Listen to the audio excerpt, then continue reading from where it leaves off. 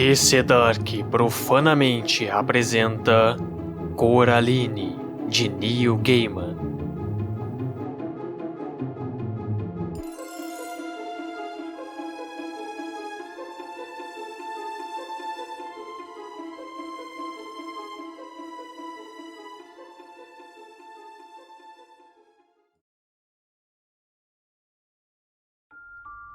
Capítulo 6.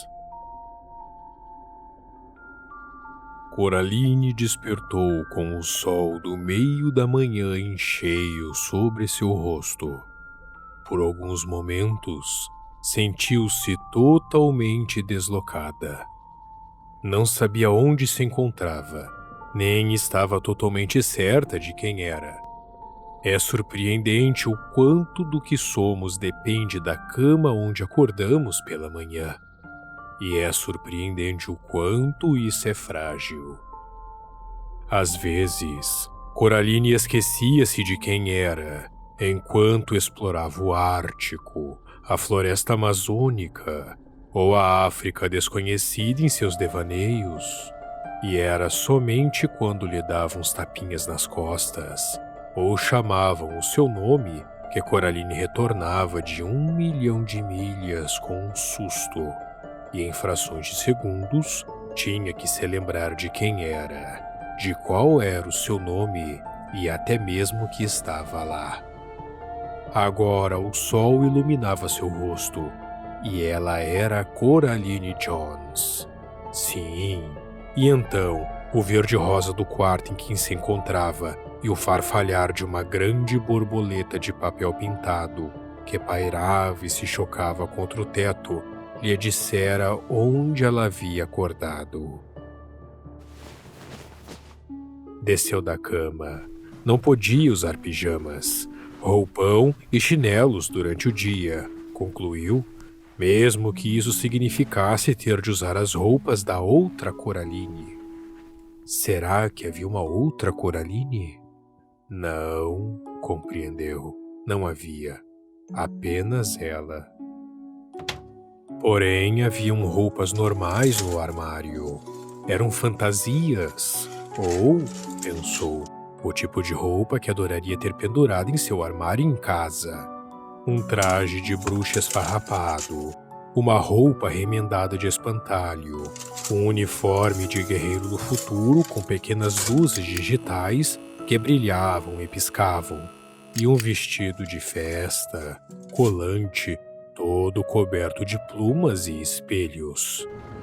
Finalmente, em uma gaveta, encontrou um par de jeans pretos que pareciam ser feitos com o veludo da noite e um suéter cinzento da cor da fumaça espessa, com pequenas estrelinhas no tecido cintilante. Vestiu o jeans e o suéter. Depois, calçou um par de botas laranja brilhantes que achou na parte de baixo do armário. Tirou a última maçã do bolso do roupão e, em seguida, do mesmo bolso, tirou a pedra com um furo no meio. Colocou a pedra no bolso do jeans e sua cabeça pareceu clarear-se um pouco, como se tivesse saído de uma espécie de névoa.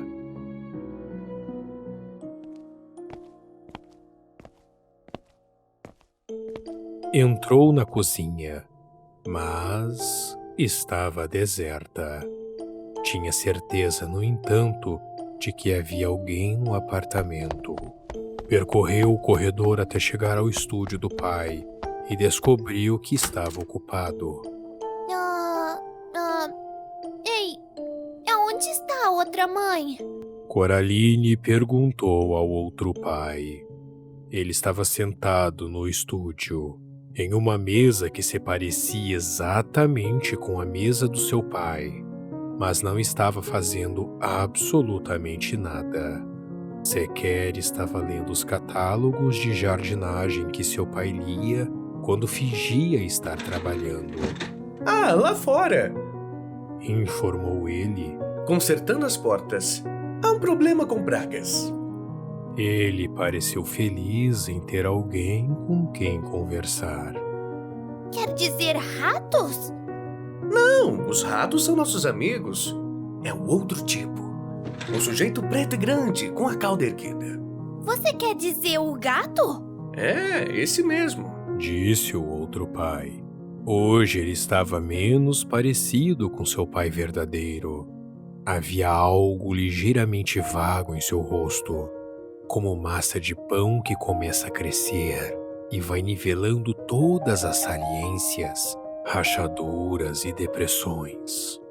Na verdade, não devo falar com você quando ela não estiver aqui. Disse. Mas não se preocupe, ela não sairá com muita frequência. Eu mostrarei a você a nossa gentil hospitalidade, de tal modo que você nunca sequer pense em voltar. Fechou a boca e cruzou as mãos sobre seu colo. Então, o que devo fazer agora? Perguntou Coraline. O outro pai apontou para os lábios. Silêncio. Se nem mesmo você vai falar comigo, Disse Coraline. então vou explorar. É perda de tempo. Disse o outro pai. Não existe nenhum outro lugar a não ser aqui. Foi tudo o que ela fez. A casa, o terreno e as pessoas da casa. Ela fez e esperou. Então, ele pareceu constrangido e pôs o dedo em frente à boca novamente, como se tivesse acabado de falar demais. Coraline saiu do seu estúdio.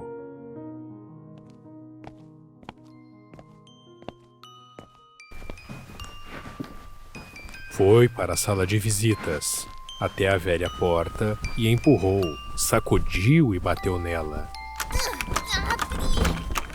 Não, estava bem trancada e a outra mãe tinha a chave. Olhou ao redor da sala.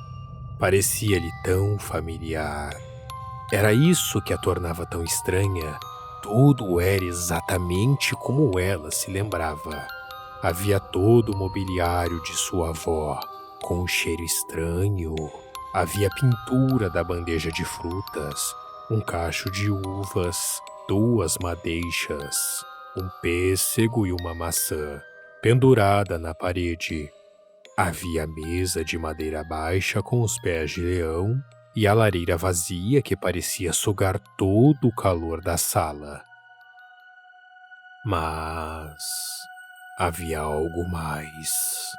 Algo que ela não se lembrava de ter visto antes. Uma bola de vidro sobre o console da lareira. Foi até a lareira. Ficou na ponta dos pés. Ergueu a bola e a abaixou. Era um globo de neve com 2 pessoas pequeninas dentro dele. Coraline balançou e a neve pôs-se a flutuar. Uma neve branca que brilhava ao escorregar pela água. Então, recolocou o globo de neve sobre o console e continuou a procurar por seus verdadeiros pais e por uma saída. Saiu do apartamento. Passou em frente à porta com as luzes piscando, atrás da qual as outras senhoritas Spink e Forcible apresentavam eternamente seu show, e dirigiu-se para o bosque. De onde Coraline vinha, quando se ultrapassava o grupo de árvores, avistavam-se apenas a campina e a velha quadra de tênis. Nesse lugar, o bosque ia até mais longe, e as árvores ficavam cada vez mais brutas e menos parecidas com as árvores à medida que se avançava.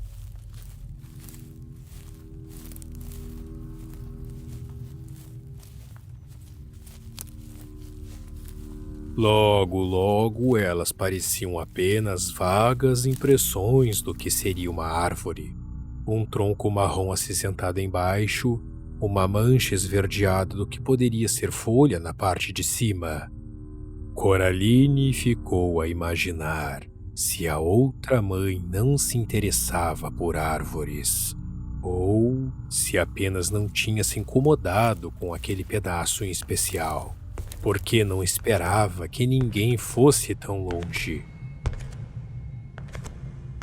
Continuou andando. E então começou a névoa. Não era úmida como a névoa comum ou a neblina. Não era fria, nem era quente. Parecia Coraline que estava caminhando para dentro dela.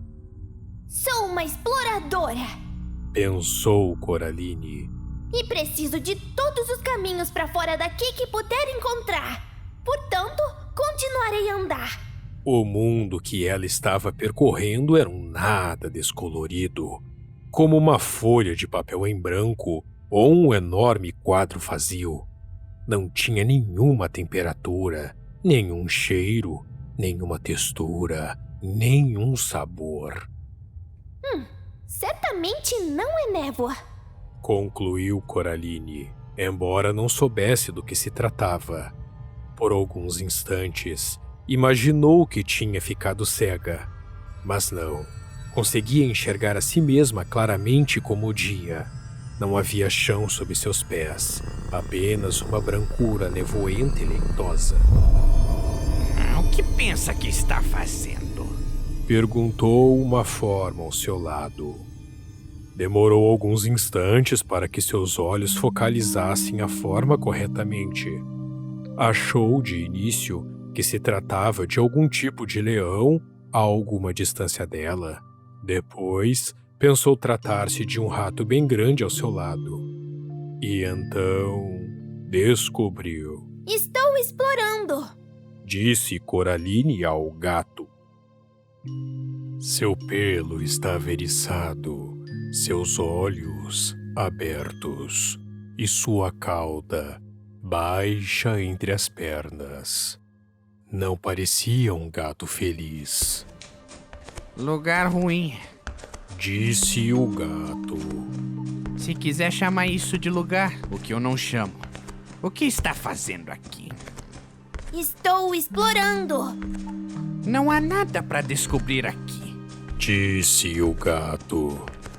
Aqui é simplesmente o exterior. A parte do lugar que ela não se deu o trabalho de criar. Ela? Aquela que diz ser sua outra mãe. Disse o gato. O que ela é? Perguntou Coraline. O gato não respondeu. Apenas andava pela neblina pálida ao lado de Coraline. Uma forma começou a delinear-se em frente deles. Grande, elevada e escura. Você estava errado. Disse ao gato. Tem alguma coisa ali. E então, a forma ganhou contorno em meio à névoa. Uma casa escura que surgia da brancura informe diante deles. Mas essa é... Disse Coraline. A casa da qual acabou de sair, precisamente. Concordou o gato. Talvez eu tenha me virado sem perceber nessa neblina. Disse Coraline. O gato enrolou a ponta do rabo, formando um ponto de interrogação, e virou a cabeça para o lado. Você pode ter feito isso. Disse. Eu, certamente não. Errado mesmo. Mas como é possível afastar-se de alguma coisa e ainda assim retornar a ela? Fácil. Pense em alguém dando a volta ao mundo. Você começa afastando-se de alguma coisa e termina voltando para ela. Mundo pequeno. Disse Coraline. É grande o bastante para ela. Disse o gato. Teias de aranha só precisam ser grandes o bastante para apanhar moscas. Coraline arrepiou-se. Ele disse que estava consertando todos os portões e portas Disse Coraline ao gato. para manter você de fora. Ela pode tentar.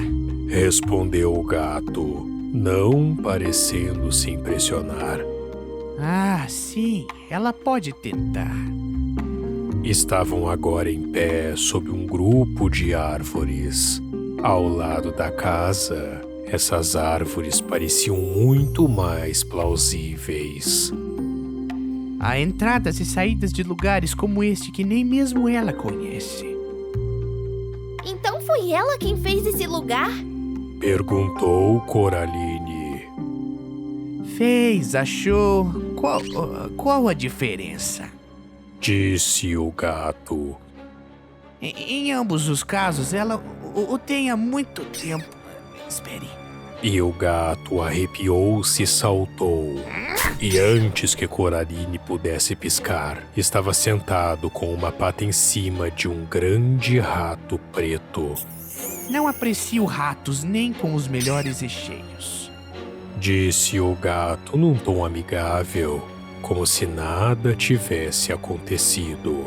Mas, nesse lugar, os ratos são todos espiões dela. Usam-os como os olhos de suas mãos. E com isso, deixou o rato partir. O rato correu alguns metros. E então, com um pulo, o gato estava sobre ele, golpeando-o severamente com a pata de garras finas, enquanto o prendia com a outra pata. Ai, eu adoro essa parte. Exclamou o gato alegremente. Quer me ver fazer de novo? Não! Respondeu Coraline. Por que faz isso? Você o está torturando! Disse o gato. Deixou o rato sair. O rato deu alguns passos cambaleantes e confusos, e então começou a correr. Com um golpe de sua pata, o gato arremessou-o no ar, pegando-o com a boca. Pare! Gritou Coraline. O gato deixou o rato cair entre suas duas patas dianteiras. Alguns sugerem que a tendência dos gatos a brincar com suas presas é misericordiosa. Disse o gato suspirando, em um tom de voz tão macio como seda embebida em óleo. Afinal, permite ao estranho lanchinho corredor escapar de vez em quando. Quantas vezes acontece de seu jantar escapar? E então, pegou o rato com sua boca e levou-o para a floresta, atrás de uma árvore. Coraline caminhou de volta para casa. Tudo estava silencioso, vazio e deserto. Até mesmo suas pisadas sobre o chão atapetado soavam alto. Partículas de poeira penduravam-se de um raio de sol. No final do corredor estava o espelho. Ela podia ver-se indo na direção dele, e no reflexo parecia um pouco mais corajosa do que se sentia na realidade. Não havia mais nada refletido no espelho, apenas ela, no corredor. Uma mão tocou-lhe o ombro e ela olhou para cima. A outra mãe olhava atentamente com seus grandes olhos de botões negros. Coraline, minha querida, Disse ela. pensei que poderíamos jogar alguns jogos esta manhã, agora que você voltou da caminhada. Amarelinha? Baralho? Monopólio? Você não apareceu no espelho. Disse Coraline. A outra mãe sorriu. Espelhos. Disse ela. Não se deve confiar nos espelhos. Então, que jogo vamos jogar? Coraline abanou a cabeça. Não quero jogar com você. Disse ela. Quero ir pra casa e ficar com os meus pais de verdade. Quero que você deixe eles irem embora. Quero que você nos deixe todos ir embora. A outra mãe abanou a cabeça lentamente. Mais afiado que o dente de uma serpente. Disse ela. É a ingratidão de uma filha. Mas até o espírito mais orgulhoso pode ser vencido com o amor. E seus longos dedos brancos moviam-se de um lado para o outro, acariciando o ar. Não tenho planos de amar você. Disse Coraline. Haja o que houver, não pode me obrigar a amar você. Vamos conversar. disse a outra mãe, virando-se e caminhando até o sofá. Coraline seguiu-a. A outra mãe sentou-se no grande sofá. Pegou uma sacola de compras que se encontrava ao lado e puxou um saco de papel branco barulhento de dentro dela. Estendeu a mão até Coraline. Aceita um? Perguntou educadamente. Coraline olhou para baixo, esperando que fosse bombons ou caramelos. O saco estava preenchido até a metade de grandes besouros reluzentes, subindo um por cima do outro no esforço de sair do saco. Não, Disse Coraline. não quero. Você que sabe. Disse a outra mãe.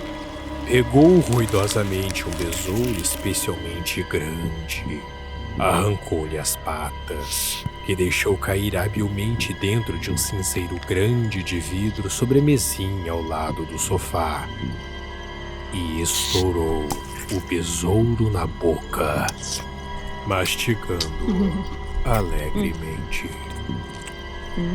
Exclamou e pegou outro. Você é nojenta. Disse Coraline. Nojenta, estranha e má. Isso lá são modos de falar com a sua mãe? Perguntou a outra mãe, com a boca cheia de besouros. Você não é a minha mãe.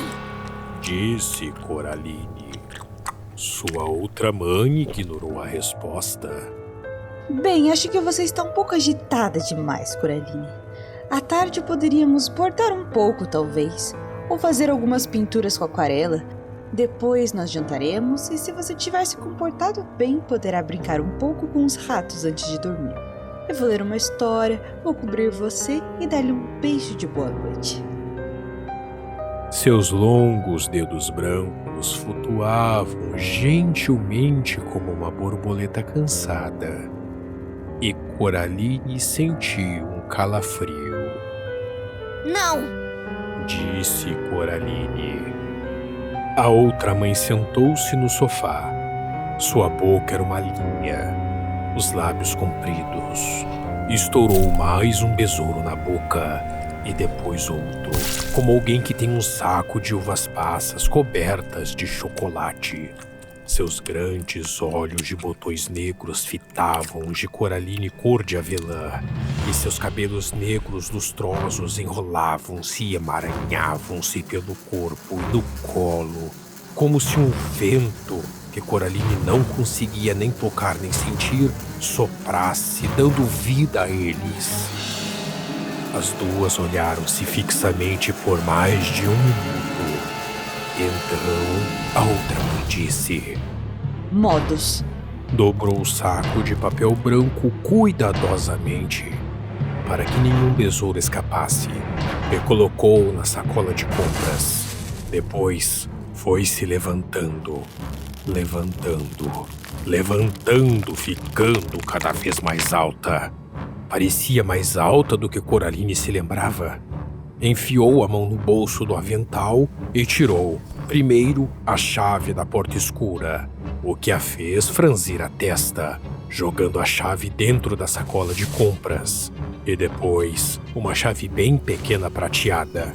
Segurou-a no alto triunfalmente. Aqui está. Disse. Isso é para você, Coraline. Para o seu próprio bem. Porque amo você. Para ensinar-lhe boas maneiras. Bons modos fazem um homem, afinal. Empurrou Coraline para o corredor, avançando na direção do espelho que ficava no final. Em seguida, enfiou a pequena chave no tecido do espelho e girou-a. O espelho abriu-se como uma porta, revelando um espaço escuro atrás dele. me solta! Me solta! Você poderá sair quando aprender a ter modos. Disse a outra mãe. E quando estiver pronta para ser uma filha amorosa. Segurou Coraline e empurrou-a para dentro do espaço escuro atrás do espelho. Tinha um pedaço de besouro grudado no lábio inferior. Seus olhos de botões negros não tinham expressão alguma. Então, fechou a porta do espelho e deixou Coraline sozinha no escuro.